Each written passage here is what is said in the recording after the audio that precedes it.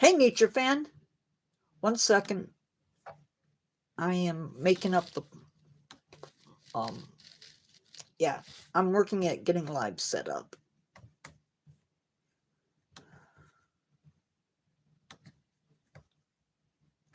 I feel like I run my mouth for an hour.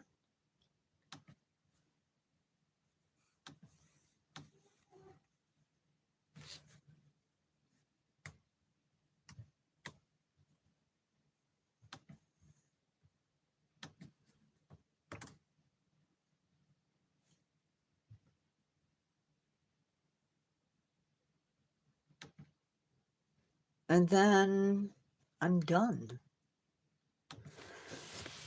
How are you, nature fan?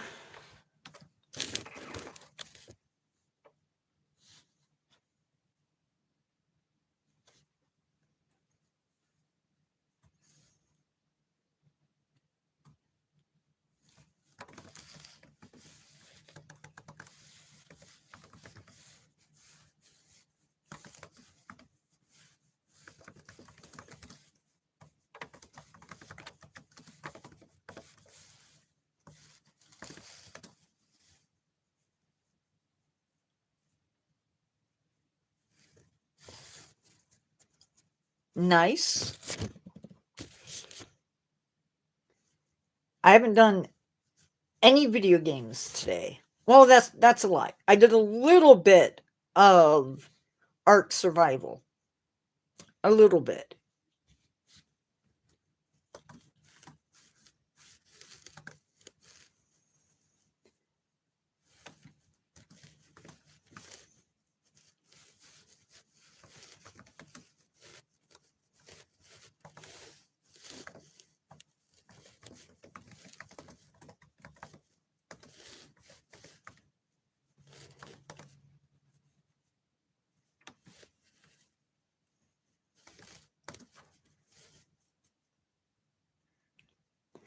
Blue-winged wasp and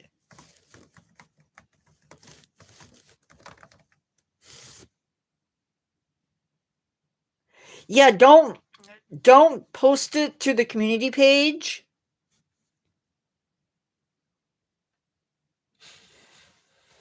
You should be able to access my information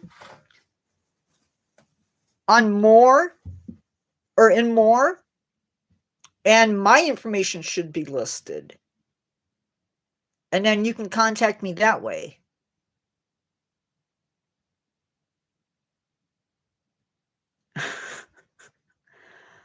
Okay.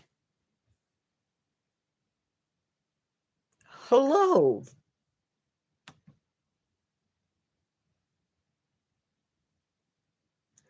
Okay, and that is going up here.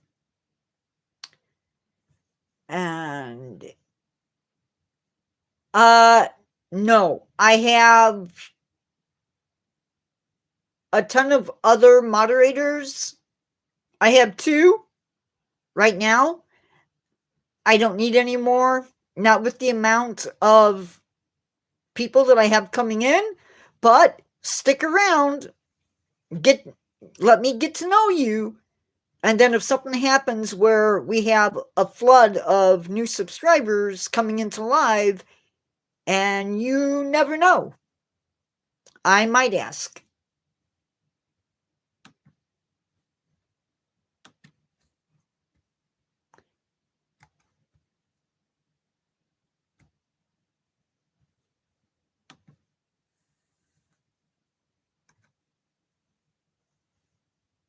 I might ask. I'm waiting a few more minutes. I don't know what's going on.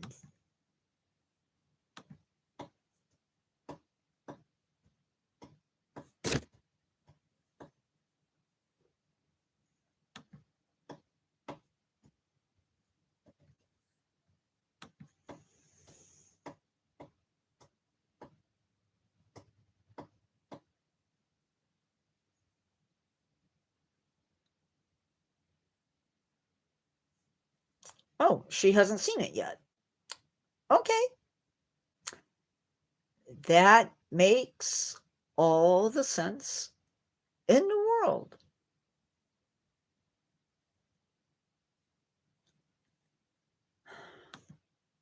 Because, of course, it does. Okay. I'm going to start. Because we're 6 minutes. Okay. Hi, everyone. Welcome to Live. I am Nature Guy X46, and this is the Natureverse 4.7. And today we are talking about two different wasps, both solitary wasp. Yeah, the blue-winged wasp and the cicada killer wasp. So let's get into tonight's topic. First, I have to scroll down. So the blue-winged wasp belongs to a group of wasps called the, and as usual, when I can't pronounce something, I'm just going to post it. Don't forget, if you get something out of today's live, give it a like.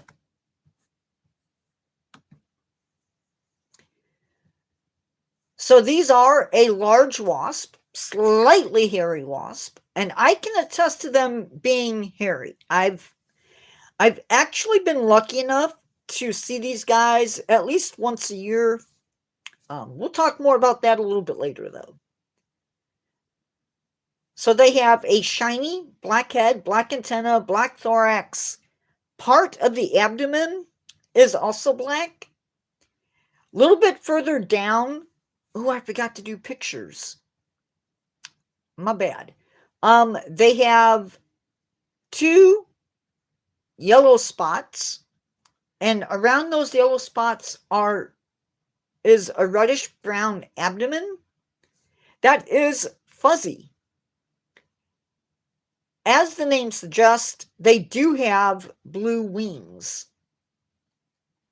And while the larvae feed on grubs, the adults feed on flower nectar.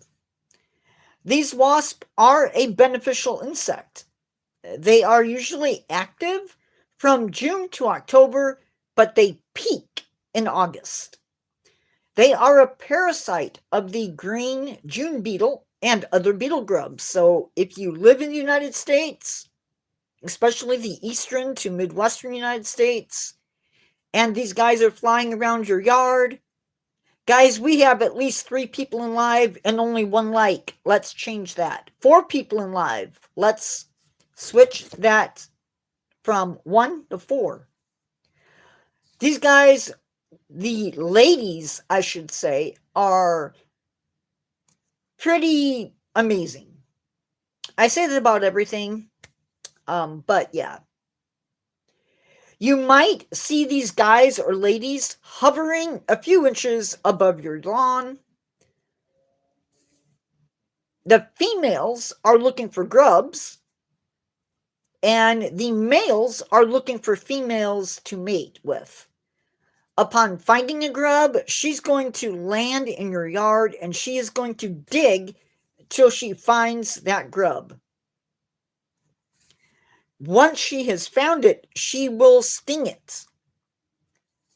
And then she will move it or make her burrow right there beside it.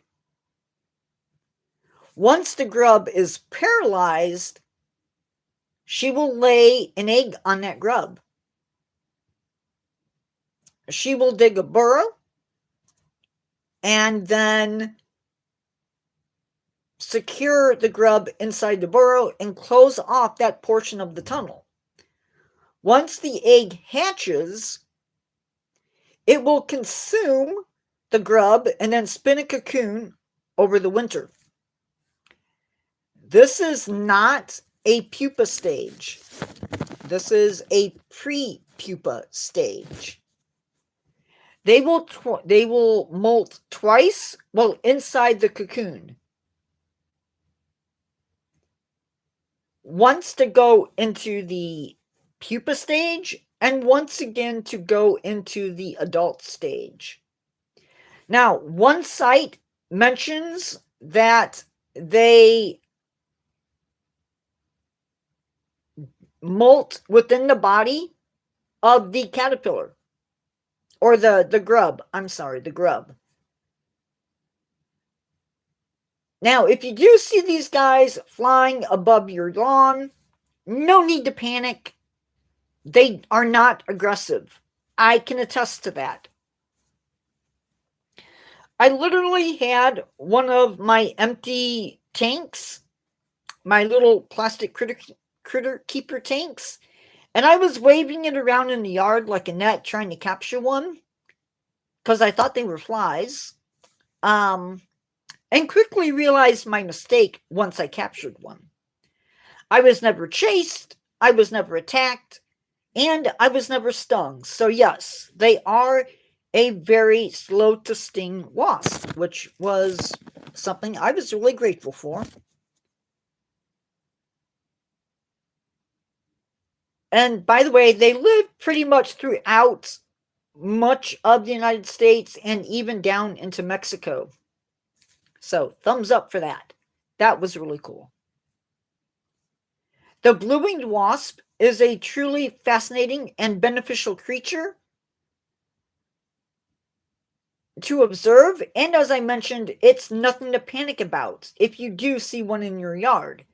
Now that we've had a closer look at this striking insect, let's turn our attention to the second solitary wasp that I promised to cover, the cicada killer wasp. This impressive insect is the largest wasp in North America, and as its name suggests, it specializes in one massive prey. This claim of it being the largest wasp in the world, or the largest wasp in North America, is up for debate. And with that, let's dig into the cicada killer wasp.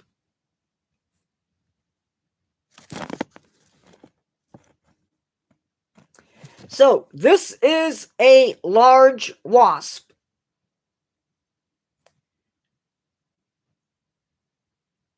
They reach 2 inches in length, and they are dark brown or black with yellow markings on all of their segments on the abdomen. They are present in the eastern United States, and there's a species in the western United States. We are going to focus, though, on the eastern wasp. But this information can be applied to it also. Guys, I have at least 5 people in my live and only 2 thumbs up. Come on, give me some more thumbs up. So, these guys nest on the ground, just like you saw in the picture of the thumbnail. The nest is going to be stocked with cicadas, pretty much like their name says. Males will emerge first, with mating occurring when the females emerge. They like to nest on embankments, near sidewalks, or roadsides. They nest in lawns or near lawns, and they will sort of scrape at the soil or the sand to loosen it up, and then start digging.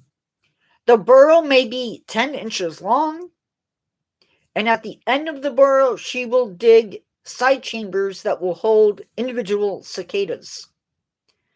She will hunt up in the trees, hunting purely by sound, and then she will sting that cicada once she finds it, and then drag it. Actually, not drag it, but she will glide off of that tree towards her burrow, and then once she's on the ground, she will walk that cicada to her burrow. Again, like the blue-winged cicada, or I keep messing up. like the blue-winged wasp, the cicada is not killed, simply paralyzed. She will do this over and over again until all of her chambers are filled with cicadas and closed off. Now, the pupa, once it's hatched and it's fed, these guys will go from a larval form into its pupa form. The pupa will remain inside the chamber until the following summer. Their burrows may make your yard a bit ugly, but in benefits, you get to be around these amazing wasps. They do sting if molested,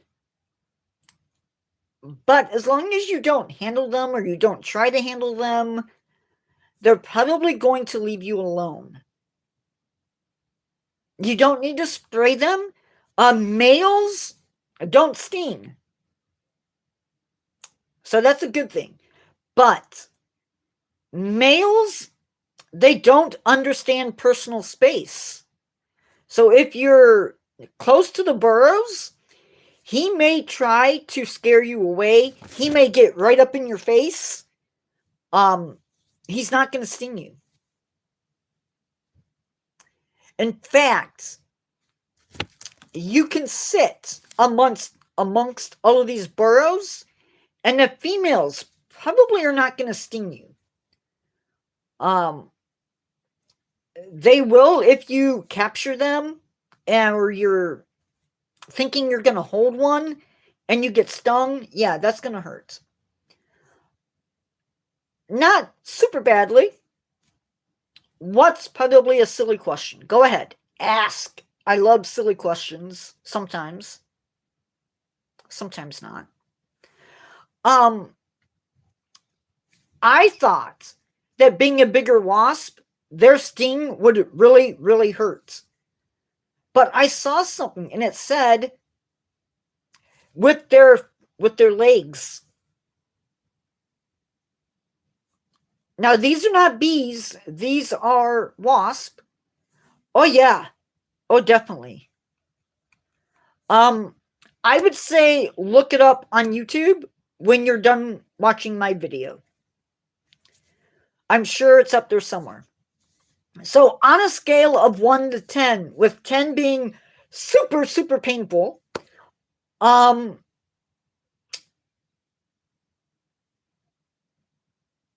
their sting is probably at a 2 or a 3. I do suggest, though, not finding out how badly they sting because of allergies. Because of allergies. That's my suggestion. Remember, Thursday, March 5th, no live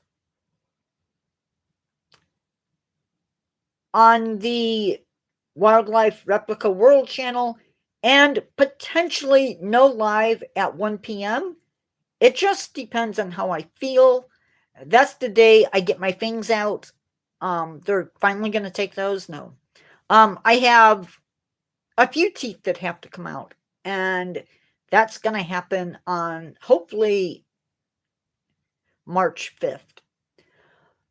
Upcoming lives. Woohoo! I love upcoming lives. I don't need to define maybe. I know what it means. Upcoming lives are going to be weather, blizzards, and hail, March 27th. February 27th. Mythology and cryptids, we will be looking at owls. I don't know. I will look it up.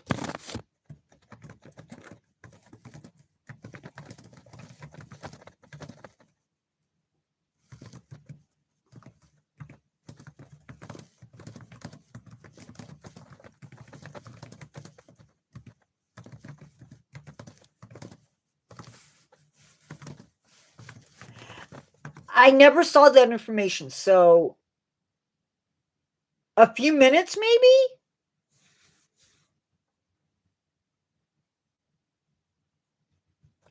I don't know. I'm guessing a few minutes.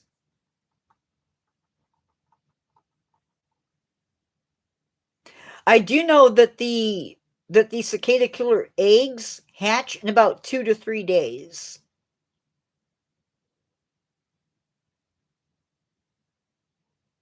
Now, once that nest is full, she's going to cover up the entrance, so you will never know that your yard was attacked by cicada killers.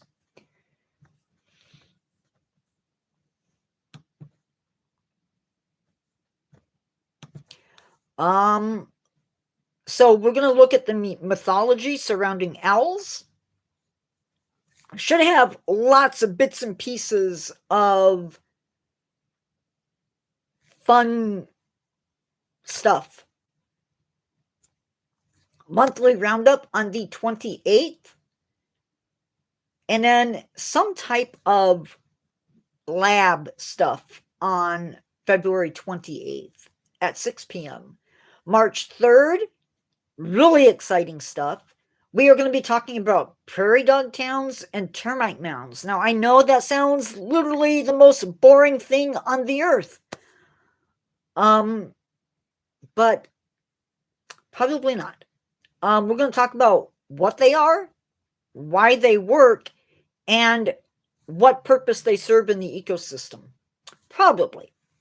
And then we have human history in nature, and we are going to be talking about cats and the church. And you're going to think, Nature Guy, that sounds really dumb. But trust me, it's going to be interesting. Upcoming videos, you guys are probably sick and tired of me saying this, but red-eared sliders, buckeye trees, mermaids as a cryptid, horsehair worms, Swanee moccasin shell, Swanee River as a habitat, and cursed. Trivia. Yeah, I'm not promising trivia.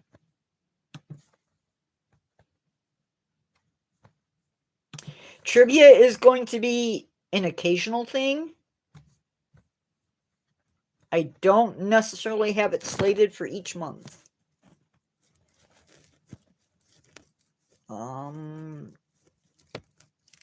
February.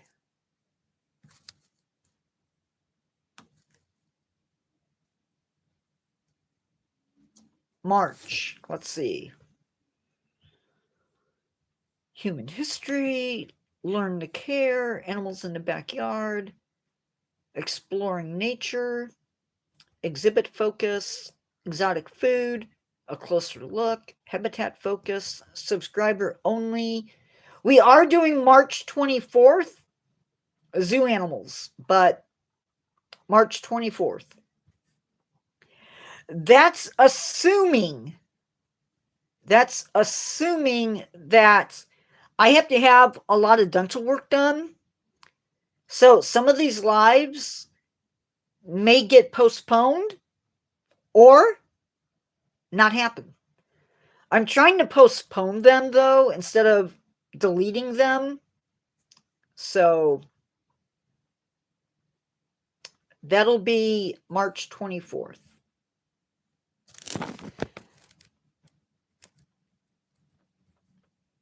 And I don't know. After that, April.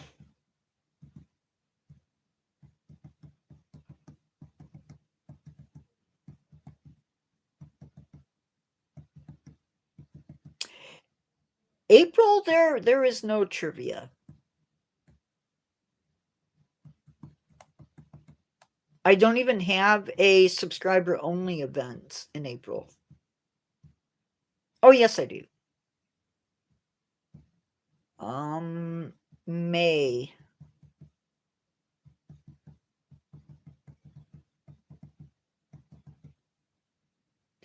Ooh, that sounds fun.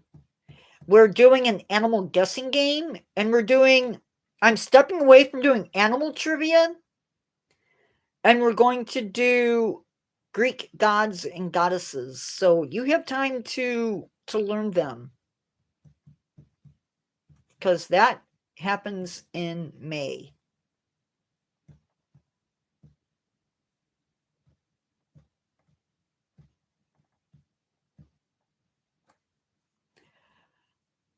Yes, they do communicate. Some of it is pheromones. So, like, if you're out and about and a wasp stings you, that could trigger a pheromone to be released, and you could have a whole nest coming at you.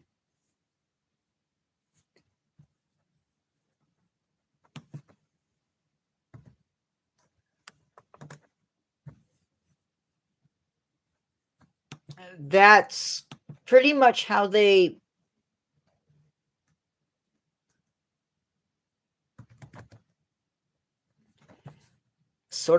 operate.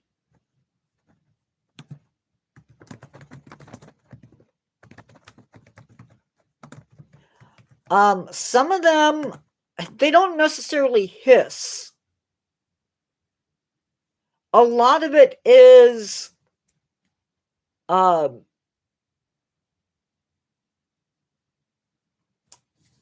to signal the other female wasp in the nest that they have targeted a threat or maybe a potential food source, because wasps pretty much are carnivores. They may drum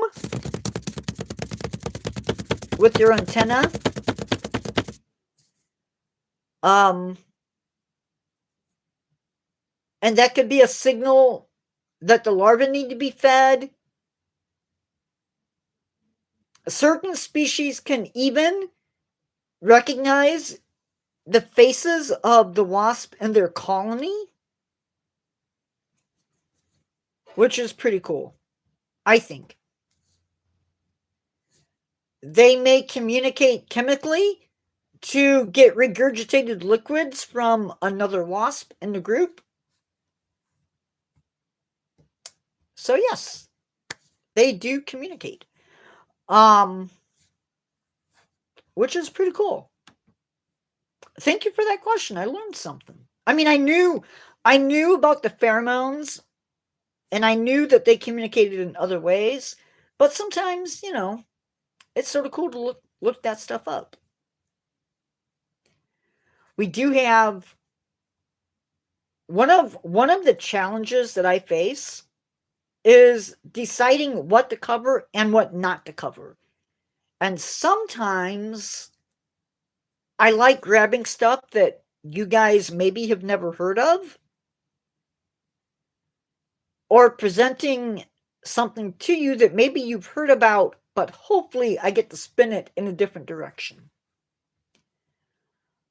That may come into play this month or next month as we look at things. We're going to be covering storks, spotted seahorse, fox squirrels, Philippine tombbat, DK's brown snake, common crate, tiger bee fly, bush fly, box elder bugs, small grass cicada. 4 exhibits, huckleberries, leche tomato, back swimmers, Colorado potato beetle. I will be pairing these up. I haven't had a chance to do that yet. So we will be looking at some extinct animals, recent, fairly modern extinctions. weird things that plants were used for that have nothing to do with food or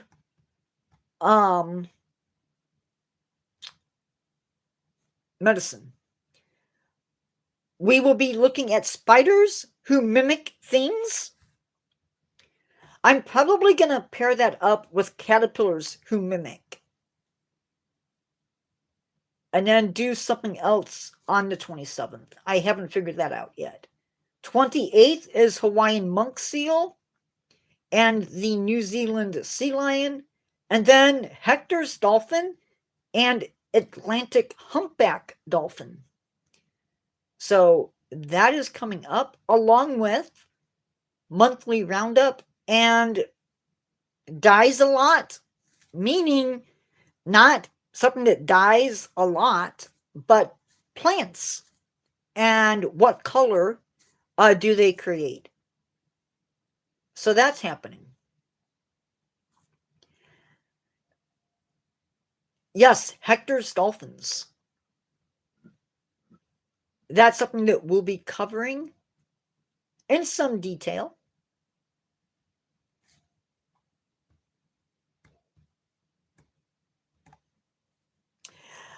I don't know. I'm assuming it's somehow related to the guy that discovered them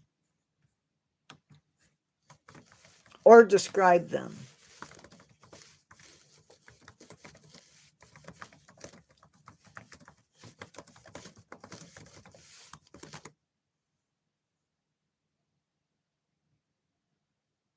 Sir James Hector, who was a Scottish-born naturalist and the most influential New Zealand scientist of his era. What? Okay, so either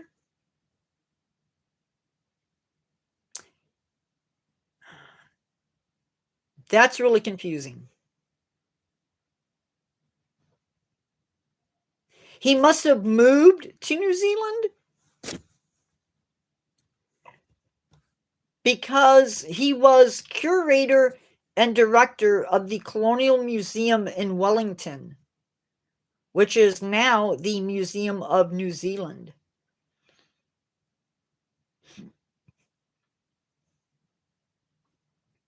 So, kind of cool. Always cool to be named after something. Yeah. I will never have that opportunity. So it is what it is, what it is, what it is. If you are watching live and you have not given this live a like, why not? So yeah, lots of teeth will be yanked out of my mouth. That's just the most thrilling thing ever, huh? I will try my best to give you guys material. I'm probably going to sleep once I get home. I'm not going to go live. I'm guessing I will be in pain Friday, maybe. Knowing how things went with the other, I'm hoping it's not too bad.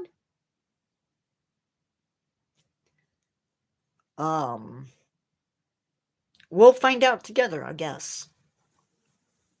So that is what is up.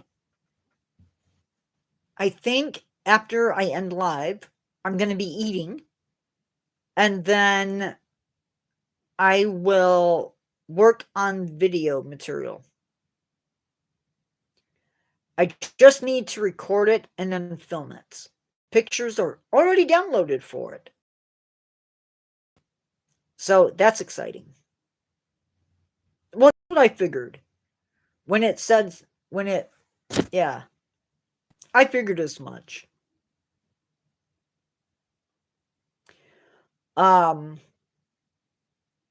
So I will be probably going to be pairing up a lot of these items so that we at least have 2 things to cover each video. And then, because I want to pair up Huckleberry with something. It's some of this food that we're going to be covering, you may have heard about, you may not have heard about, but I'm going to go for the things that are exotic. So we're not going to do celery on this. We will be doing other stuff. So I will be looking at North America and what fruits may have been eaten by the natives, the indigenous people in North America. And then I will find out where leche tomatoes are, and we'll pull something from there. Probably not going to be doing a bird from Hawaii with the animal that's listed. Or maybe I might choose another island bird. And then probably with the ibex, another animal from Europe. So a lot of things that I need to double up. Yay. I don't know.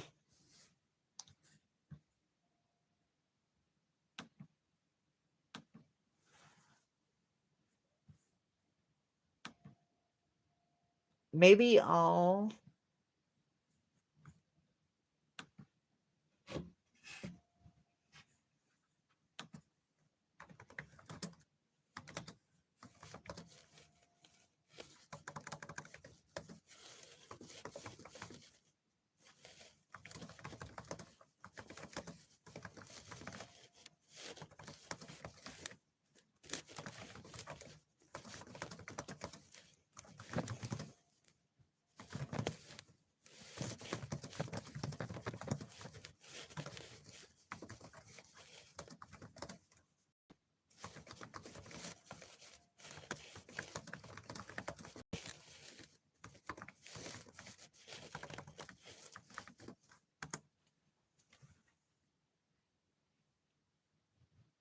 Papa.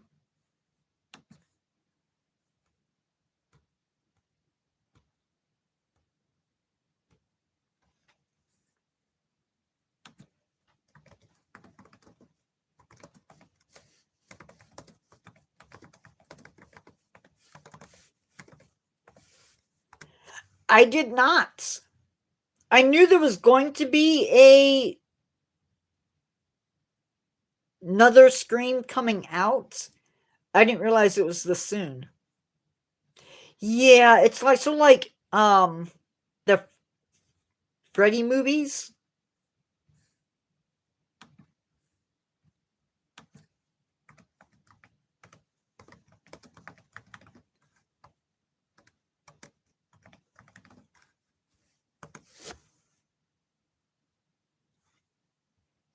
Yeah, maybe we'll do that. That's doable.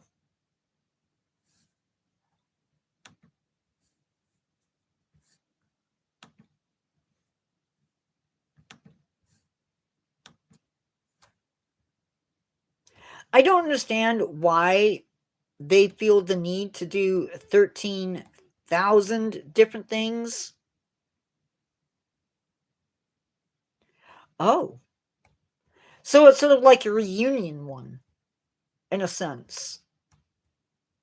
It's not something I'm going to go see.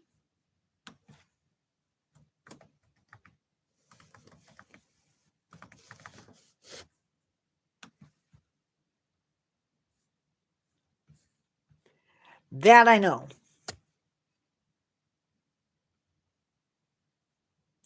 Yeah, but if people are paying to see them,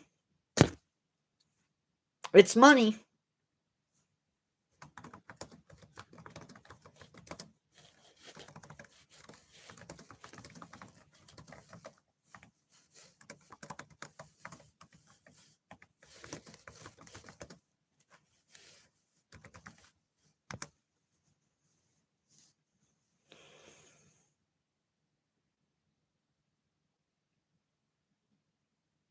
So it didn't make a whole lot, actually. Its budget was 14 to 15,000. I'm sorry, 14 to 15 million. Domestically, it earned 103 million, $46,663. Worldwide, it made 173 million, $46,640.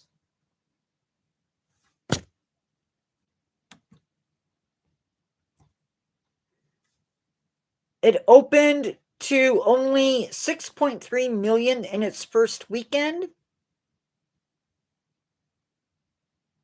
It held the record for the highest grossing slasher film in the world until it was dethroned by Halloween in 2018.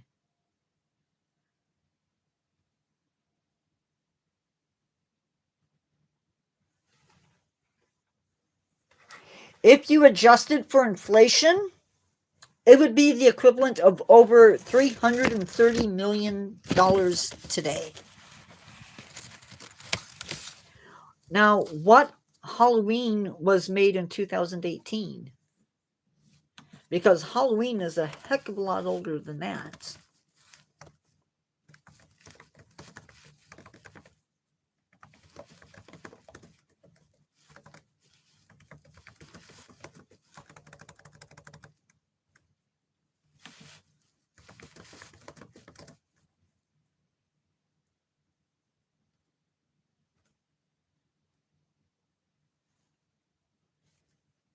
What Halloween movie came out in 2018?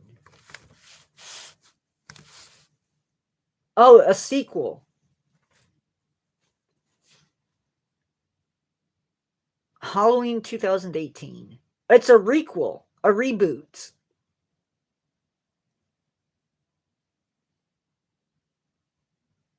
Okay.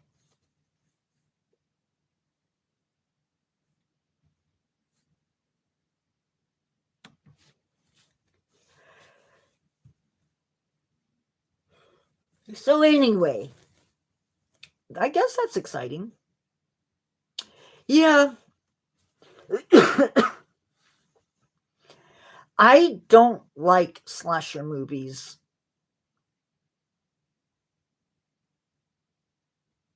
And I think the reason I don't like them is because it's people. Most of them are just regular humans that are nutso.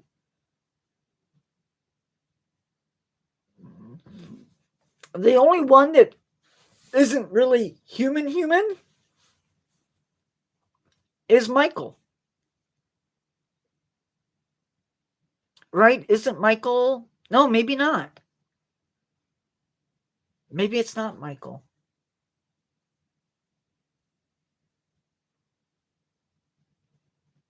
I forget who I'm thinking of.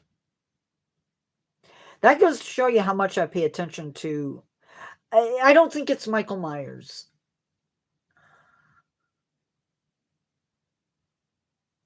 Maybe it is.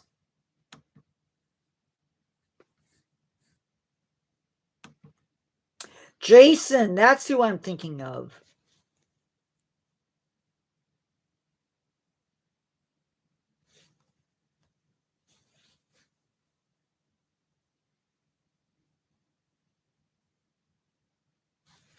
Whoa, I did not mean to do that. If I just unhid that.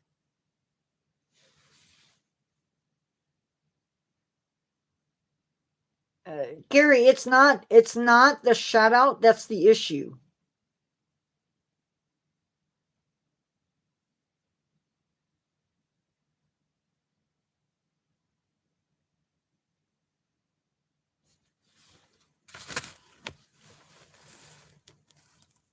The shout out's not the issue.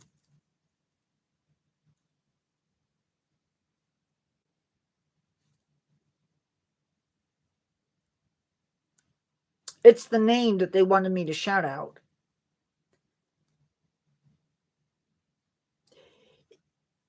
I think a good horror movie needs to have atmosphere. It needs to have plot. And it doesn't need to have character development. Because honestly, unless you're going to do a repeat, and you know you're going to do a repeat,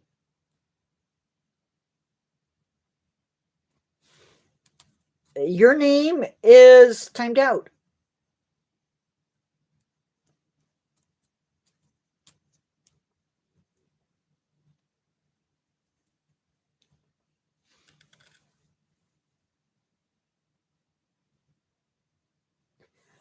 Um, I,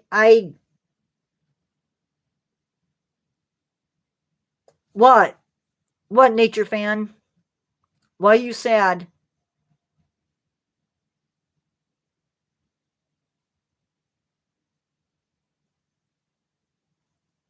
What's wrong? Oh, eh. Trolls. Probably a kid.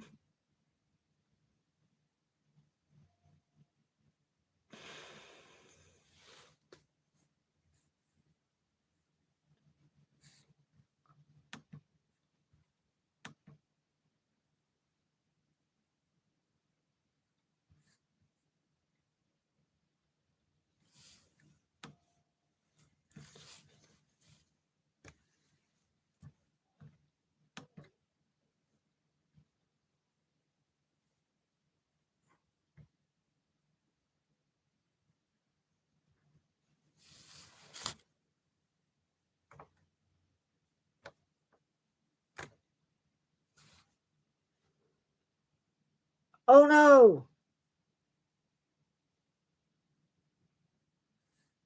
I hit the wrong thing.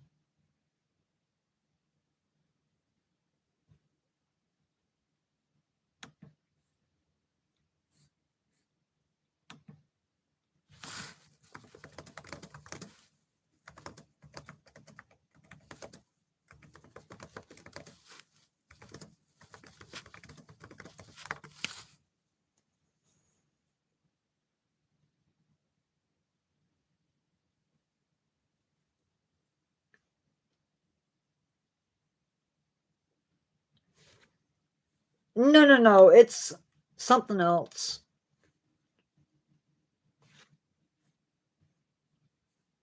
No,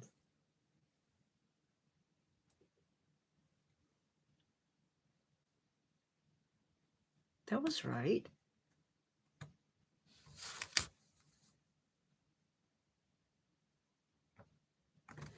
There we go. Now I got it.